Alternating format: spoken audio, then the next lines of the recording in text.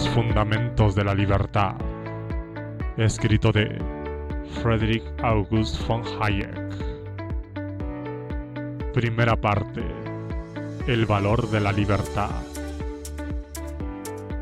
Capítulo 5: responsabilidad y libertad.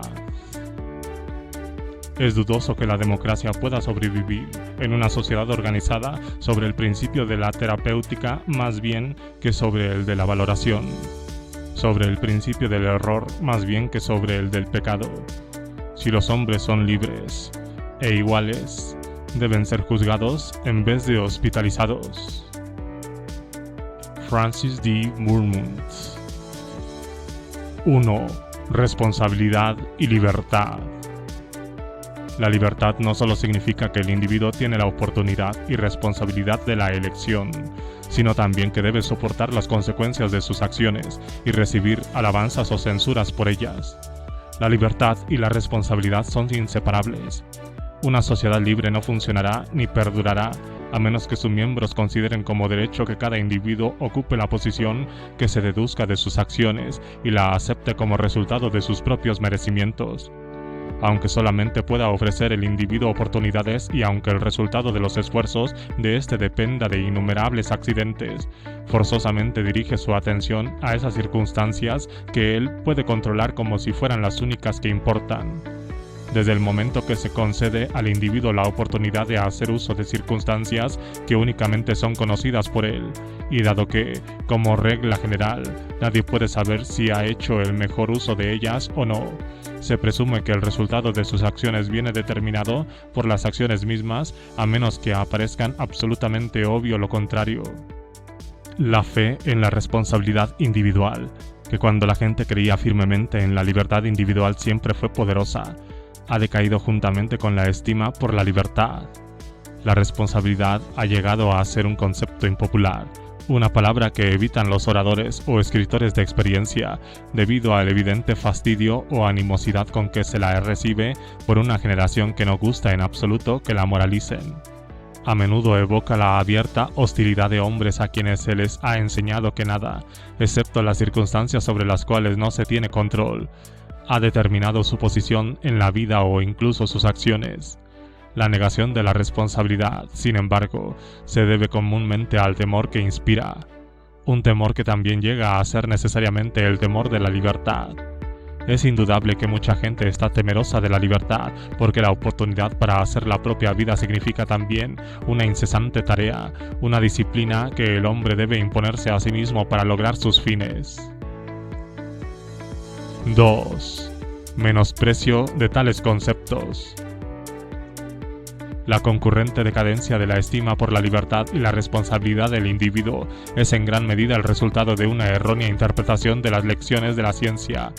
Los puntos de vista más antiguos estaban íntimamente relacionados con la creencia en la libertad de la voluntad, concepción que nunca tuvo un preciso significado, pero que últimamente parecía haber sido privada de base por la ciencia moderna. La creciente creencia en la sola determinación de todos los fenómenos naturales por sucesos antecedentes o sujetos a leyes reconocibles, y de que el hombre mismo debería contemplarse como parte de la naturaleza, condujo a la conclusión de que las acciones humanas y el trabajo de la mente también han de considerarse como algo necesariamente determinado por las circunstancias externas. La concepción del determinismo universal, que dominó la ciencia del siglo XIX, fue de esta forma aplicada a la conducta de los hombres, con lo que pareció eliminarse la espontaneidad de las acciones humanas. Desde luego, tuvo que admitirse que únicamente existía la presunción general de que las acciones humanas estuviesen también sujetas a las leyes naturales, y que de hecho se desconocía la forma en que se hallaban determinadas por especiales circunstancias, a excepción quizá de los casos más raros. Pero al admitirse la creencia de que el funcionamiento de la mente humana, al menos en principio, obedece a leyes uniformes, pareció eliminarse el papel de la personalidad individual, esencial para la concepción de la libertad y de la responsabilidad. La historia intelectual de las últimas generaciones nos proporciona cierto número de casos en que la descripción determinista del mundo ha conmovido los basamentos de la moral y la creencia política en la libertad.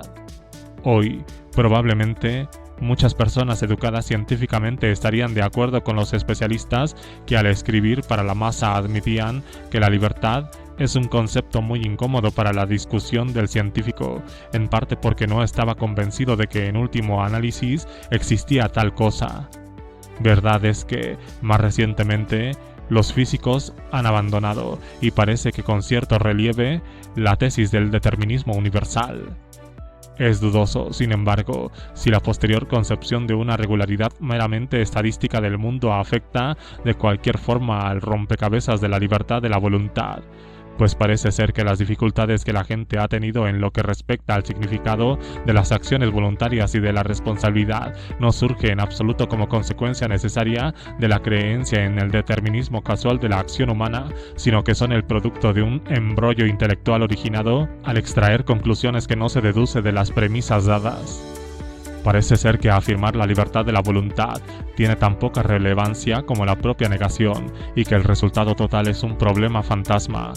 Una disputa sobre palabras en la que los contendientes no han aclarado lo que implicaría una respuesta afirmativa o negativa.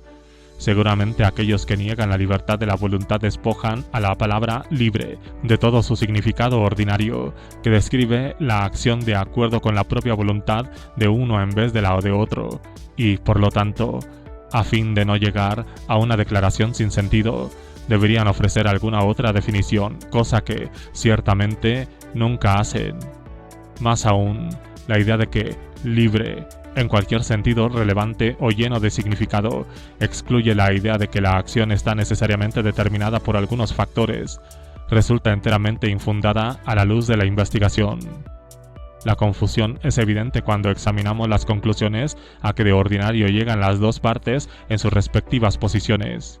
El determinismo arguye que, puesto que las acciones de los hombres están determinadas completamente por causas naturales, no puede haber justificación para hacerles responsables y alabarles o censurarles por las mismas.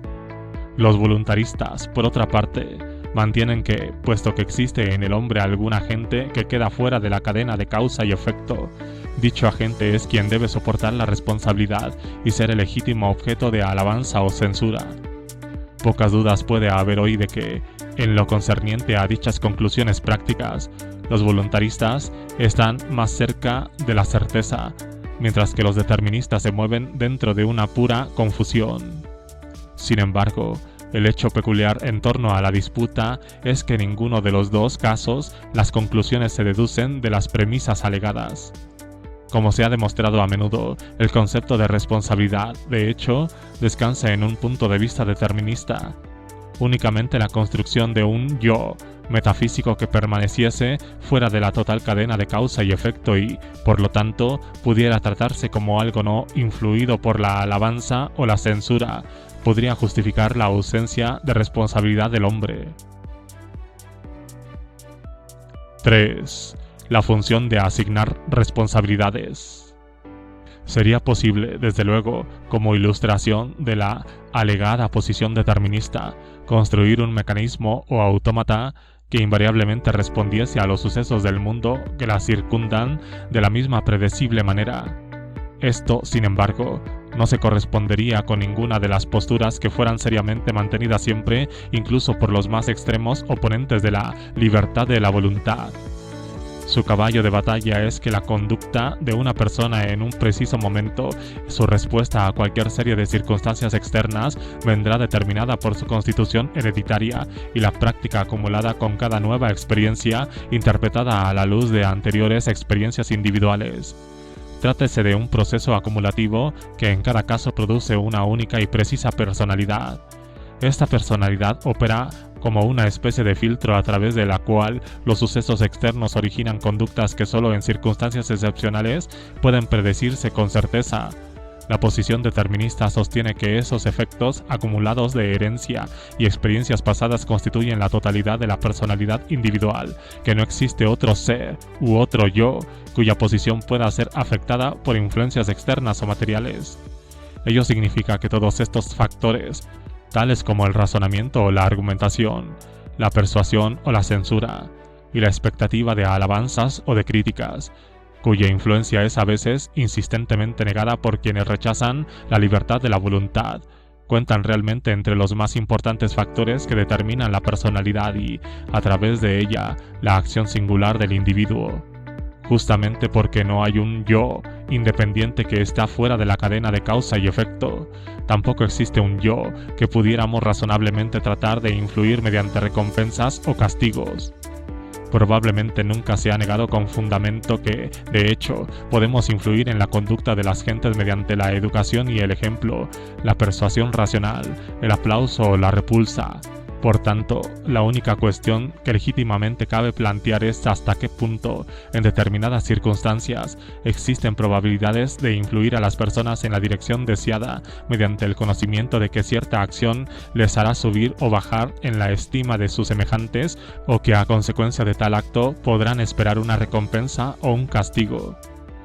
Estrictamente hablando, constituye un despropósito decir, como se oye a menudo, que no es culpa del hombre el ser como es, pues al asignarle responsabilidad lo que se pretende es hacerle diferente de lo que es o pudiera ser. Al afirmar la responsabilidad de una persona por las consecuencias de sus actos, no hacemos una declaración de hecho o una afirmación acerca de la casualidad. La afirmación, naturalmente, no tendría justificación si nada de cuanto pudiera haber hecho u omitido alterara el resultado. Cuando usamos los términos poder o ser capaz en relación con estos temas, no afirmamos que el momento de la decisión algo dentro del sujeto le hace actuar de modo distinto a como en las circunstancias concurrentes provocaría necesariamente las leyes de causalidad. La afirmación de que una persona es responsable de su proceder pretende convertir sus actos en algo distinto de lo que serían si aquella no creyera en la realidad de este aserto. No asignamos responsabilidad al hombre para afirmar que podía haber actuado diferentemente, sino con miras a hacerle diferente. Si yo causo daño a alguien por negligencia u olvido en circunstancias que no puedo evitar, no solamente incurro en responsabilidad, sino que ello debe imprimir en mi ánimo más fuertemente que antes la necesidad de tener en cuenta las posibilidades de tales actuaciones. Los únicos interrogantes que, por tanto, pueden proponerse legítimamente son si la persona sobre la que hacemos recaer la responsabilidad de una acción particular o sus consecuencias es la clase de persona accesible a motivos normales, es decir, si se trata de lo que denominamos persona responsable, y si en circunstancias dadas puede esperarse que tal persona esté influida por las consideraciones y creencias que queremos imprimir en ella. Nuestra ignorancia de las circunstancias particulares de la mayoría de los problemas puede alcanzar un grado tal que únicamente sepamos que la expectativa de responsabilidad es lo que según todas las apariencias influye generalmente a los hombres en determinadas circunstancias para que actúen en una dirección conveniente. Comúnmente nuestro problema no estriba en si con ocasión de una acción particular ciertos factores mentales fueron operativos, sino en la forma de hacer tan efectivas como sea posible determinadas consideraciones al guiar la acción. Esto requiere que el individuo reciba alabanzas o reproches con independencia de que la expectativa de elogio o censura pudiera haber ejercido algún influjo en la acción. En general, creemos que la conducta de una persona se verá influida en una dirección deseable por el conocimiento de la responsabilidad de sus actos, si bien nunca podemos estar seguros del efecto de dicho conocimiento en un caso particular. En este sentido, la atribución de responsabilidad no envuelve la afirmación de un hecho, es más bien algo así como una convención proyectada para forzar a la gente a la conservación de ciertas reglas. A veces cabe discutir si una especial convención de esta clase resulta efectiva. A propósito de su efectividad de conjunto, raramente sabremos más de lo que la experiencia sugiere.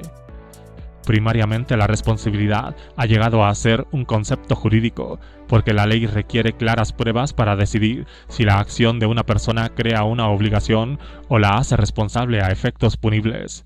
Sin embargo, no deja de ser un concepto moral, un concepto en el que se apoya nuestra opinión sobre los deberes morales de la persona.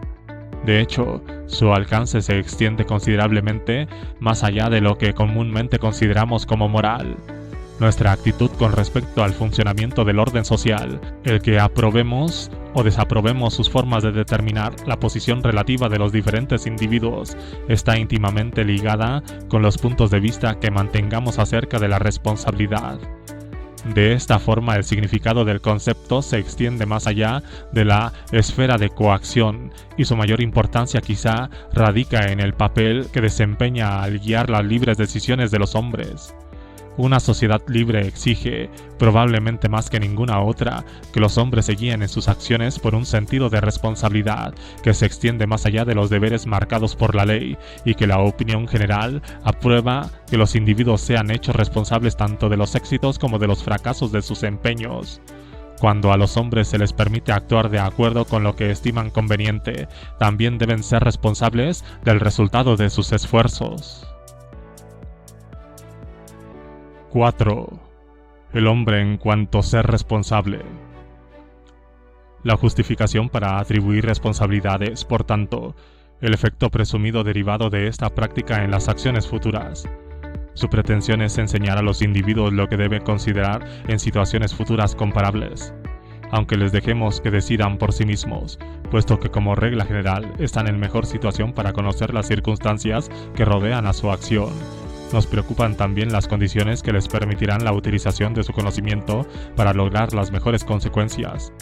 Si atribuimos a los hombres la libertad, porque presumimos que son seres racionales, dicha libertad debe valer la pena a la hora de actuar como tales seres racionales y permitirles soportar las consecuencias de sus decisiones.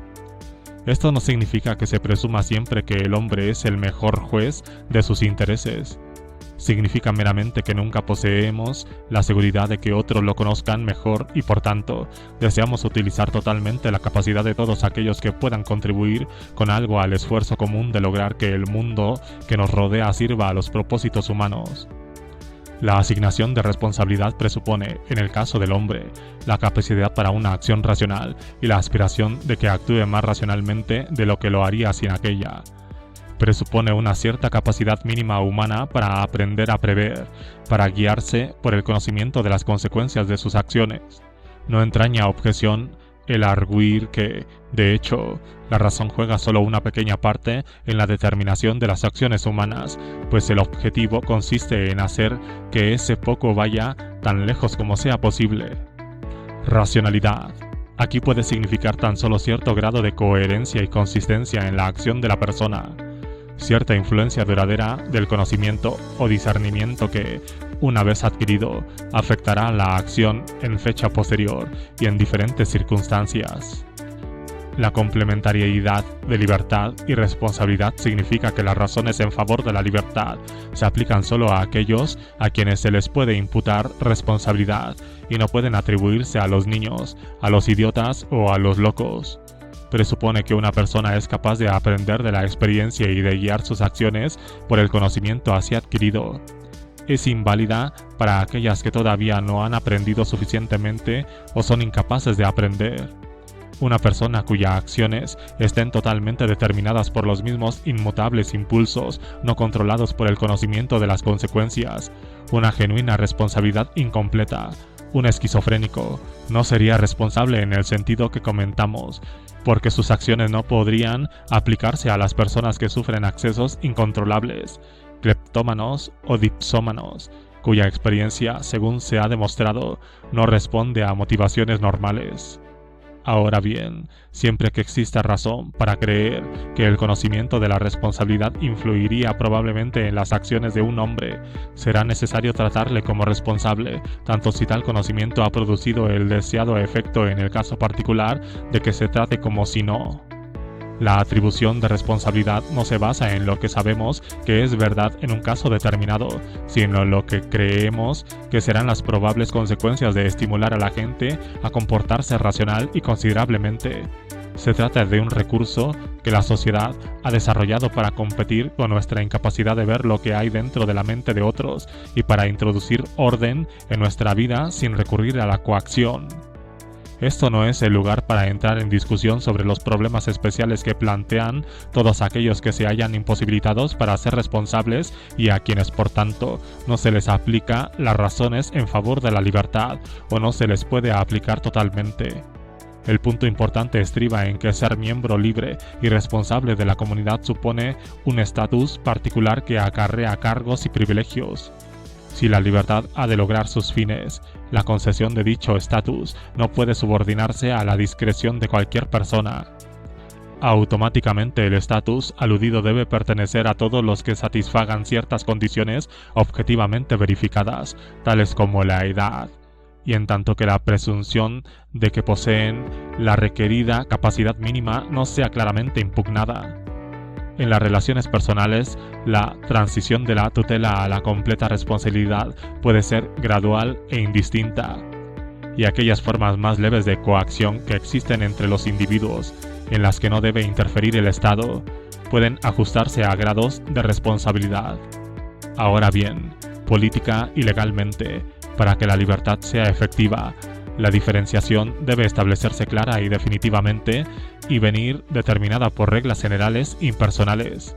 Al decidir si una persona es dueña de sí misma o está sujeta a la voluntad de otra, debemos considerarla como responsable o no responsable, como teniendo o no el derecho a actuar de una forma que pudiera resultar inintengible, imprevisible o inoportuno para todos.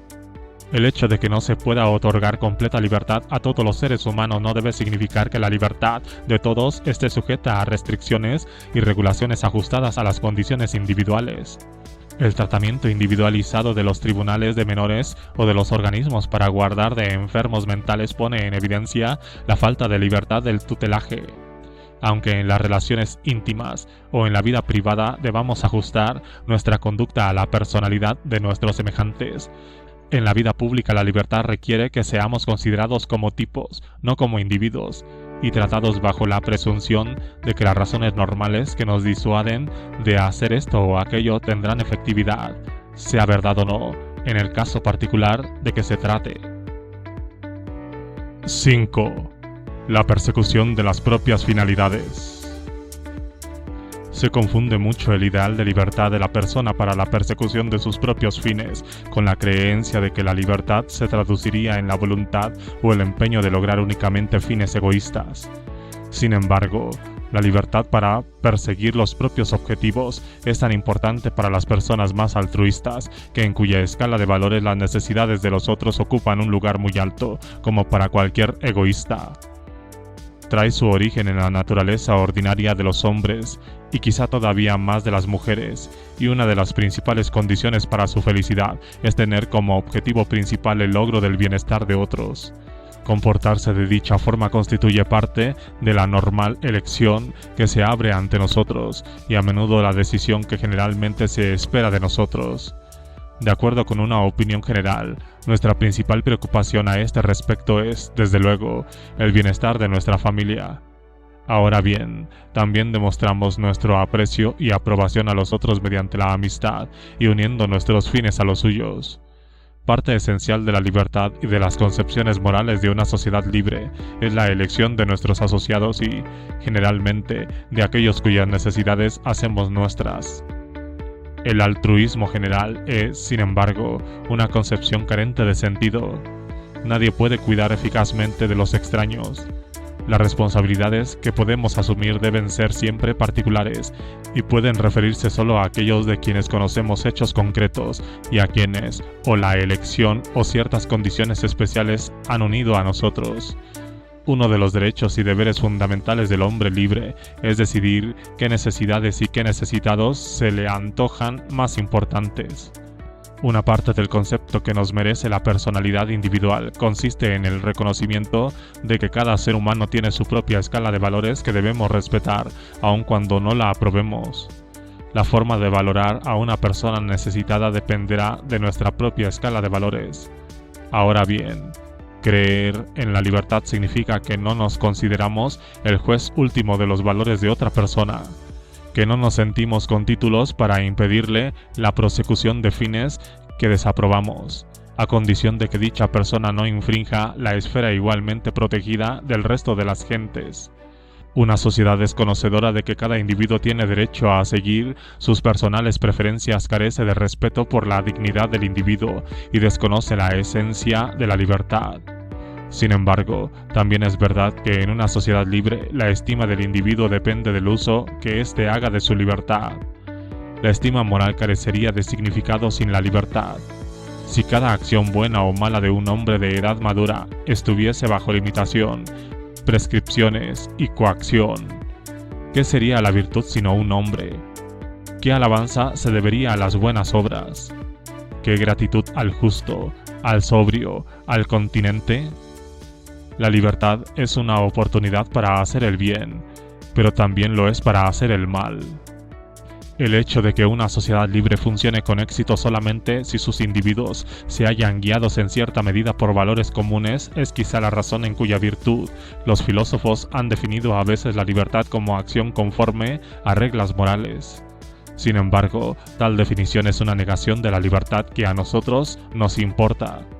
La libertad de acción, que constituye la condición del mérito moral, incluye asimismo la libertad de actuar mal.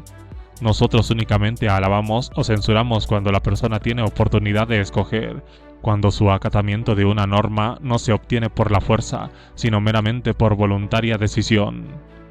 Que la esfera de la libertad constituya también la esfera de la responsabilidad individual no significa que hayamos de responder por nuestros actos ante cualesquiera personas privadas. Verdad es que podemos incurrir en la censura de los otros al hacer cosas que no les agradan.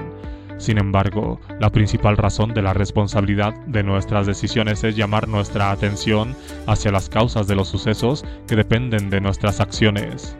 La principal función de la creencia en la responsabilidad individual es hacer que utilicemos nuestro propio conocimiento y capacidad hasta el máximo en la consecución de nuestros fines.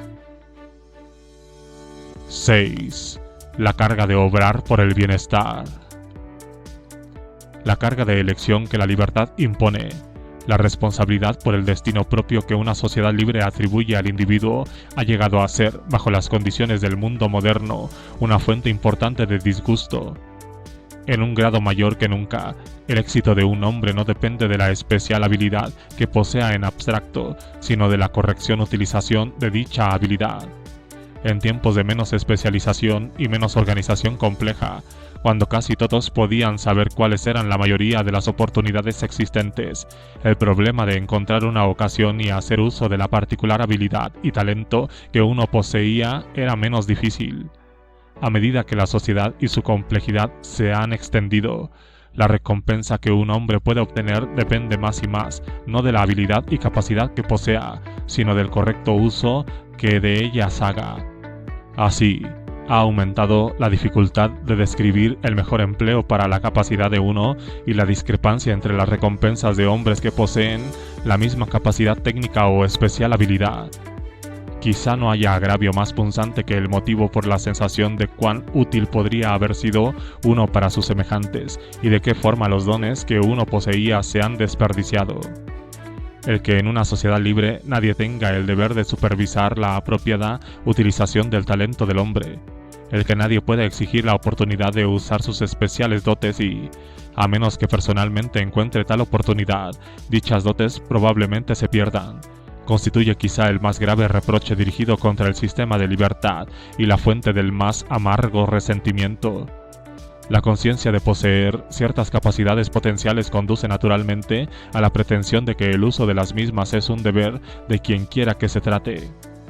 La necesidad de encontrar una esfera de utilidad, un empleo apropiado para nosotros mismos, es la más dura disciplina que la sociedad libre nos impone. Sin embargo, es inseparable de la libertad, pues nadie puede asegurar a cada hombre que sus dotes serán debidamente usados a menos que tenga poder para ejercer coacción sobre los otros y lograrlo. Solo privando a algún otro de la elección de sus servidores, las inteligencias o los productos que va a emplear, podemos garantizar a cualquier hombre la utilización de sus dotes en la forma en que él siente que valen. En la sociedad libre es esencial que el valor del hombre y su remuneración no dependan de la capacidad en abstracto, sino del éxito obtenido al traducirse en servicios útiles a los otros y que a su vez estos otros puedan permutar. El principal objetivo de la libertad es ofrecer oportunidades e incitar al individuo para que se asegure el máximo uso de conocimientos que pueda adquirir. Lo que hace al individuo único a este respecto no es su conocimiento genérico, sino su conocimiento concreto, su conocimiento de las circunstancias y condiciones especiales. 7. Adiestramiento para la libertad. debe admitirse que los resultados de la sociedad libre, en este orden de cosas, se hallan a menudo en conflicto con puntos de vista éticos que constituyen reliquias de un tipo de sociedad más primitivo. Existen pocas dudas de que, desde el punto de vista de la sociedad, el arte de encauzar la propia capacidad hacia lo bueno, la habilidad de descubrir el uso más efectivo de las dotes de uno, es quizá lo más útil. Sin embargo, con no poca frecuencia, la demasiada fertilidad en recursos o expedientes de dicha clase se recibe con desagrado, y cualquier ventaja ganada sobre los de igual capacidad general, mediante una explotación más afortunada de circunstancias concretas, se contempla como injusta. En muchas sociedades, una tradición a menudo desarrollada por gentes cuyos privilegios les han liberado de la necesidad de dar a otros lo que éstos deseaban simboliza como más noble la espera hasta tanto que las dotes de uno sean descubiertas por los demás. En oposición a tal actitud, solo minorías religiosas o étnicas, luchando duramente para resurgir, han cultivado deliberadamente la clase de capacidad que comentamos, mejor descrita por el término alemán Findigkeit, cuyos poseedores son generalmente malquistos en el sistema social tradicional antes referido. Con todo, no puede caber duda alguna de que el descubrimiento de un mejor uso de las cosas o de la propia capacidad de uno es la mayor contribución que un individuo puede hacer dentro de la sociedad al bienestar de sus semejantes y que, facilitando el máximo de oportunidades para ello, es como una sociedad libre llegará a prosperar más que otras. El uso afortunado de tal capacidad de empresa, y al descubrir el mejor uso de nuestra habilidad todos somos emprendedores, constituye la actividad más altamente recompensada en una sociedad libre. En contraposición, siempre que se remita a otros la tarea de encontrar los medios útiles de emplear la capacidad de uno, la persona así subordinada debe contentarse con una recompensa más pequeña. Es importante tener en cuenta que no se educa a la gente para la sociedad libre preparando técnicos que aguardan a ser utilizados, técnicos incapaces de encontrar por sí mismos su propio camino, porque se hayan convencidos de que incumbe a otros la responsabilidad del uso apropiado de su habilidad o capacidad. Desde el punto de vista de la sociedad libre, aunque un hombre haya adquirido mucha destreza en una actividad particular, el valor de los servicios será bajo a menos que posea también el don de hacer que su personal habilidad sea conocida por quienes pueden derivar los más grandes beneficios de ella. Quizá ofenda nuestro sentido de la justicia el descubrir que de los hombres, poseedores del mismo conocimiento y destreza especiales, fruto de idénticos esfuerzos, uno logre el éxito y el otro se hunda en el fracaso. Ahora bien, debemos reconocer que en una sociedad libre la utilidad viene determinada por el uso de oportunidades singulares y, por lo tanto, hemos de ajustar nuestra educación y ética de acuerdo con tales oportunidades. En una sociedad libre no somos remunerados por nuestra habilidad, sino por el uso correcto que hagamos de la misma. No cabe otra postura mientras disfrutemos de libertad para escoger nuestra ocupación particular y no se nos fuerce a la elección. Es indudable que casi nunca hay posibilidad de determinar la parte de carrera afortunada debida a la habilidad, esfuerzos y conocimientos superiores y la parte atribuible a accidentes felices. Sin embargo, ello no disminuye en absoluto la importancia de que todos y cada uno pueda hacer la elección oportuna. Afirmaciones como la que transcribimos a continuación, atribuibles no solamente a quienes profesan ideales socialistas, demuestran lo mal que se entiende el hecho básico sobre el que venimos razonando.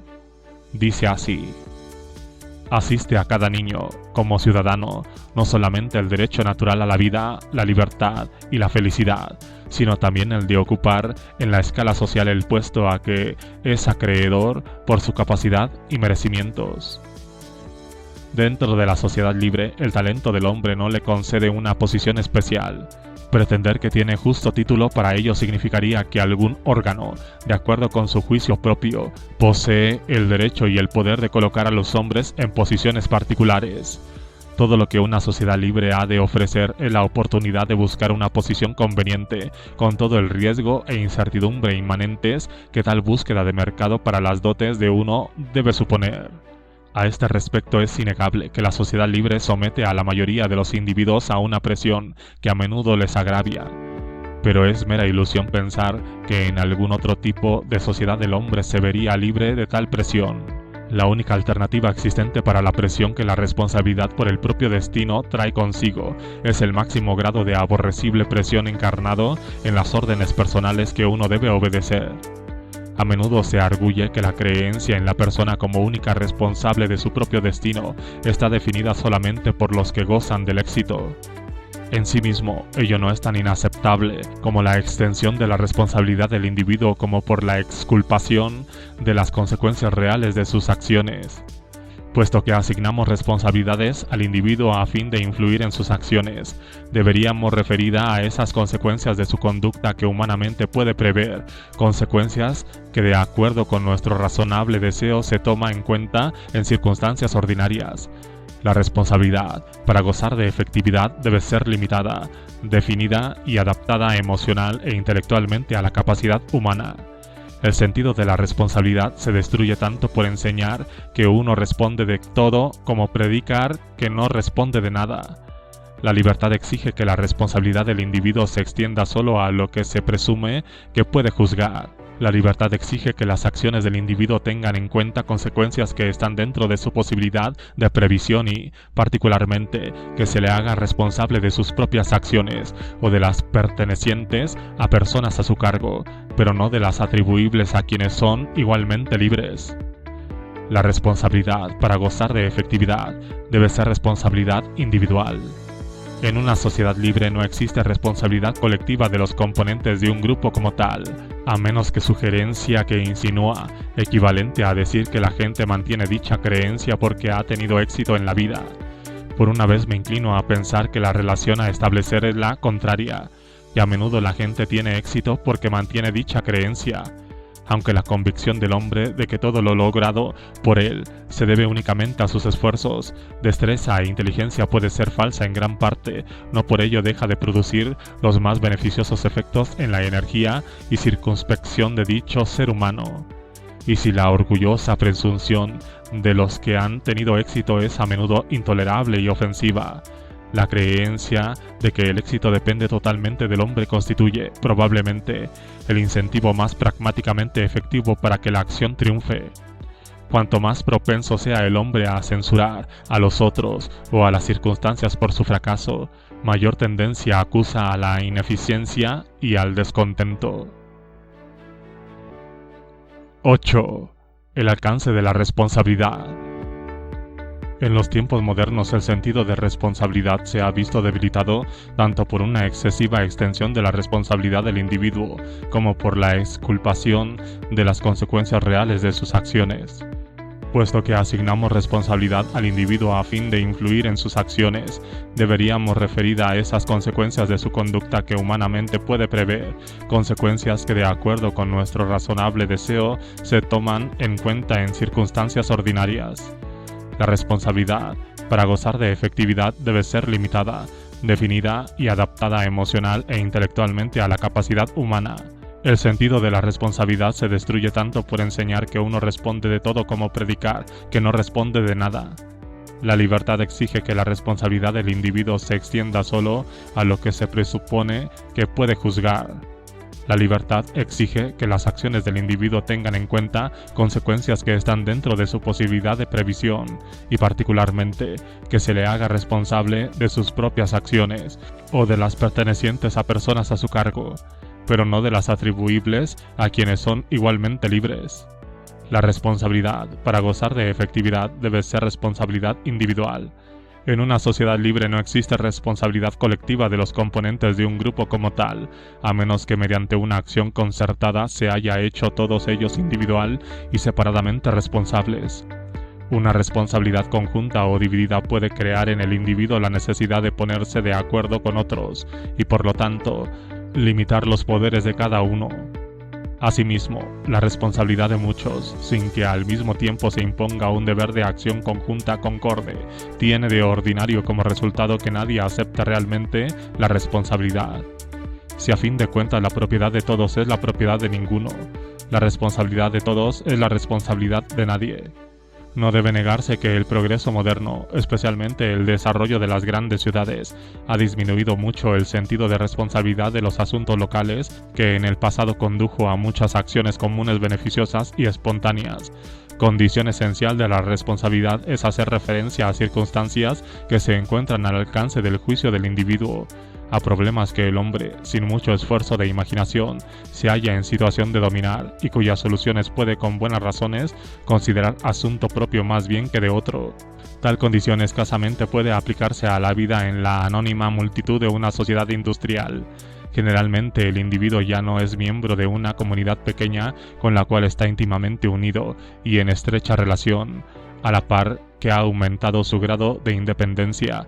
Se ha visto privado de la seguridad que prestan los lazos personales y los amistosos intereses de los vecinos. En gran parte, la creciente demanda de protección y seguridad proveniente del poder impersonal del Estado tiene su origen, sin duda, en la desaparición de esa más pequeña comunidad de intereses y del sentimiento de aislamiento del individuo que ya no puede contar con el interés personal y la asistencia de los otros miembros del grupo local. Por mucho que sintamos la desaparición de esas cerradas comunidades de interés y su sustitución por una amplia red de lazos temporales, impersonales y limitados, no podemos esperar que el sentido de responsabilidad por lo conocido y familiar sea reemplazado por un sentimiento similar acerca de lo remoto y teóricamente conocido. Aunque sentimos auténtica preocupación por la suerte de nuestros familiares cercanos y por lo general sabemos cómo ayudarles cuando necesitan asistencia, no podemos experimentar lo mismo hacia los millares de millones de desgraciados cuya existencia en el mundo conocemos, pero cuyas circunstancias individuales nos son desconocidas. Por mucho que nos conmueva el relato de su miseria, es imposible que el abstracto conocimiento de esa sociedad doliente guíe nuestra acción diaria. Para que nuestra actuación resulte útil y efectiva, los objetivos han de limitarse y adaptarse a la capacidad de nuestra mente y compasión. El recordarnos constantemente nuestras responsabilidades sociales con todos los necesitados o desgraciados de nuestra comunidad, nación o mundo, traerá necesariamente la consecuencia de atenuar nuestros sentimientos hasta que desaparezca la distinción entre las responsabilidades que exigen nuestra acción y las que no lo exigen. Para ser efectiva, la responsabilidad debe reducirse a facilitar que el individuo se apoye en su propio y concreto conocimiento, llegado el instante de decidir sobre la importancia de las diferentes tareas, de aplicar sus principios morales a las circunstancias que conoce y de ayudar voluntariamente a mitigar los males.